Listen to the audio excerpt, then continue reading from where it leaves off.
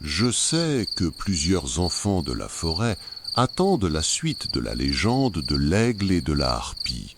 Mais avant de revenir à cette histoire, la forêt m'a murmuré une autre légende, courte mais dangereuse. Je vais vous la conter avant que ma vieille mémoire ne me joue des tours.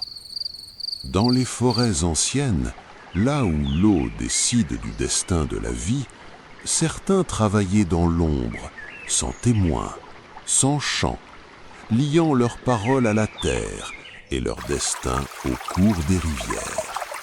Cette légende ne parle pas de conquête, non, elle parle de fidélité, de choix silencieux et d'un bâtisseur qui comprit que rester fidèle à soi-même peut parfois exiger de tout quitter. Écoutez attentivement, car ce que le castor a bâti dépasse le bois et l'eau.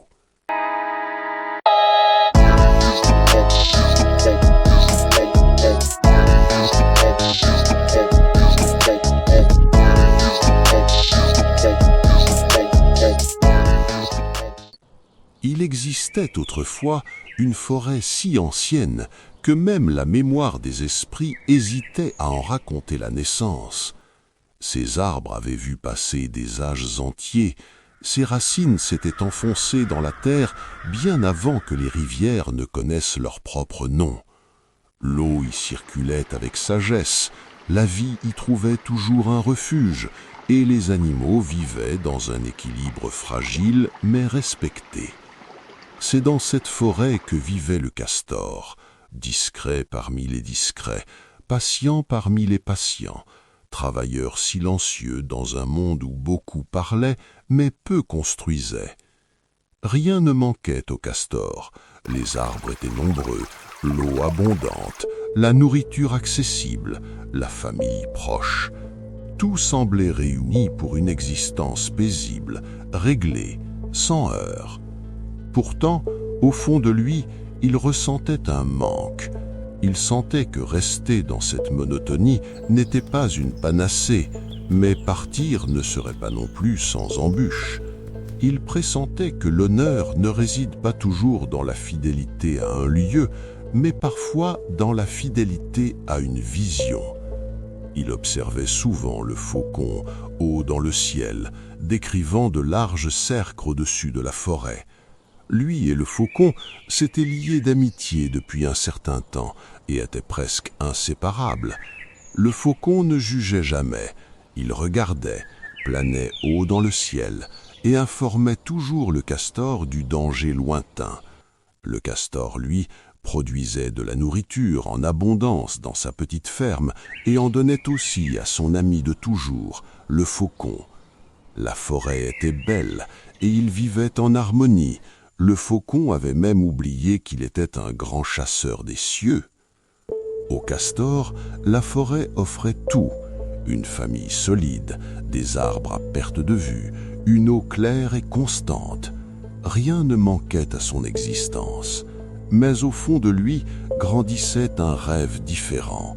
Il ne s'agissait pas d'un rejet de ce qu'il possédait, ni d'une fuite, c'était un appel intérieur, semblable à celui que ressentent ceux qui comprennent que leur devoir ne s'arrête pas là où commence le confort. Le castor rêvait de terres lointaines, oubliées, non pour goût de la souffrance, mais parce qu'il savait que là où tout manque, chaque acte juste prend une valeur immense. Mais lorsqu'il en parla à son ami, le faucon, celui-ci l'en dissuada et devint triste. Mais pourquoi, avec tout ce que le castor avait ici, il s'acharnait avec ce rêve ridicule, se demanda-t-il. Comment comprendre qu'un être comblé puisse vouloir quitter l'harmonie pour l'incertitude? Dans l'entourage proche du castor, beaucoup confondirent son aspiration avec de l'ingratitude. D'autres y virent de l'orgueil déguisé.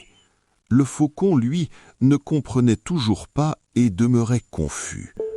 Seul Ngoma, le roi des esprits, perçut la vérité cachée dans cette volonté silencieuse. Il vit dans le regard du castor une détermination ancienne, semblable à celle des bâtisseurs de mondes. il reconnut la marque de ceux qui n'abandonnent pas, même lorsque personne ne croit en eux. Alors Ngoma accorda sa bénédiction, non comme une récompense, mais comme une responsabilité. Il offrit au castor un don rare et lourd de conséquences, la capacité de respirer aussi bien sur la terre que dans l'eau. Un pouvoir qui n'était pas un privilège, mais une charge, car il obligeait celui qui le recevait à ne jamais fuir ses choix, mais à les adopter malgré tout et en dépit de tout, ou à périr s'il renonçait. En échange, le castor donna sa parole. Il promit de travailler dur pour atteindre son rêve, de ne jamais trahir l'usage du don reçu et de revenir un jour saluer l'esprit qui lui avait fait confiance. Ce serment ne fut pas prononcé à la légère. Dans les anciens temps, une parole donnée liait plus fermement que des racines millénaires. Le départ du castor fut silencieux, aucun adieu théâtral, aucune cérémonie. Il quitta la forêt à l'aube, lorsque la lumière hésite encore entre la nuit et le jour. Le faucon, depuis les hauteurs, suivit son chemin longtemps, jusqu'à ce que la canopée disparût derrière l'horizon. Au-delà de la forêt et de la savane, les terres étaient pauvres, brûlées par le soleil, traversées par des rivières instables, tantôt violentes, tantôt absentes. Là, la vie survivait plus qu'elle ne prospérait. Le castor s'y installa sans plainte. Il observa longuement le cours de l'eau, les sols fissurés, les arbres clairsemés. Il comprit que bâtir une maison ne suffirait pas. Il fallait d'abord domestiquer l'eau, non pour la posséder, mais pour la retenir, l'apaiser, lui offrir un lieu où elle pourrait demeurer. Alors commença son œuvre véritable. Nuit après nuit, il coupait des arbres, non par destruction, mais par nécessité réfléchie. Chaque tronc abattu avait sa place, chaque branche son rôle. Le barrage naquit lentement. Pierre après pierre, bois après bois. Le castor travaillait jusqu'à l'épuisement, disparaissant souvent sous l'eau pour mieux revenir, toujours fidèle à son engagement. Aucun témoin ne célébrait son effort, aucun chant ne l'accompagnait. Lorsque le barrage fut achevé, l'eau changea de visage. Elle ralentit, s'étendit, s'infiltra dans la terre assoiffée. Les rives se couvrirent de verdure, des plantes oubliées Réapparurent.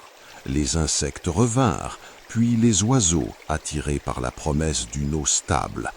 La biodiversité renaissait autour de l'ouvrage du castor, comme si la vie elle-même reconnaissait un acte juste. Le castor observa tout cela avec une fierté contenue, presque douloureuse. Il comprit que son travail avait dépassé son rêve initial. Il n'avait pas seulement bâti une maison, il avait recréé un monde. Les saisons passèrent. Le castor réparait son barrage dès qu'il était endommagé. Il stockait la nourriture pour les temps difficiles. Il veillait sans jamais réclamer. Peu à peu, une petite forêt renaquit autour de lui. Là où il n'y avait que sécheresse, il y avait désormais refuge. Là où régnait le silence, la vie murmurait à nouveau. Avec le temps, d'autres animaux très rares s'installèrent. Aucun ne lui devait obéissance, mais tous profitaient de son travail. Le castor n'exigeait rien en retour. Sa récompense résidait dans la stabilité retrouvée, dans le murmure apaisé de l'eau, dans la continuité de la vie. Le faucon, inquiet pour son ami, s'envola loin des terres prospères du royaume de la grande forêt. Il chercha longtemps le castor, et un jour l'aperçut au loin dans le petit havre de paix qu'il avait réussi à construire. Le silence fut plus fort que les mots, tant l'émotion était au paroxysme. Les deux amis se retrouvèrent et purent partager un peu de temps dans ce petit paradis. Pourtant, cette réussite n'apporta pas la paix complète. L'isolement pesait. La fidélité à la parole donnée exigeait plus que le succès. Elle exigeait le retour. Un jour, le castor sentit que le moment était venu, non pour abandonner ce qu'il avait créé, mais pour honorer ce qu'il avait promis. Il repartit vers l'ancienne forêt, laissant derrière lui un monde vivant, capable désormais de se maintenir sans lui. Le faucon l'accompagna, volant plus bas cette fois, comme pour reconnaître l'ampleur du chemin parcouru. Lorsque Ngoma vit le castor arriver de loin, il comprit avant même qu'il s'approche. Il sut que certains êtres portent leur honneur comme une seconde peau, qu'ils ne se déchirent jamais entre le rêve et la parole.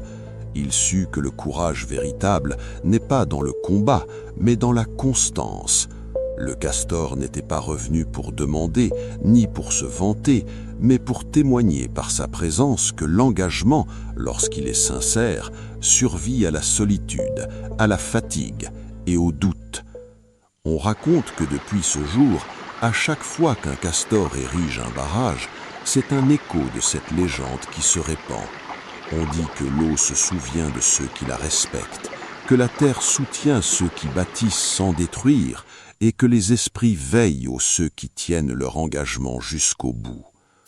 Ainsi est née la légende du castor, gardien des eaux et de la parole tenue, rappelant aux vivants que l'honneur n'est pas dans les promesses éclatantes, mais dans la fidélité silencieuse aux actes justes, répétés jour après jour, même lorsque personne ne regarde.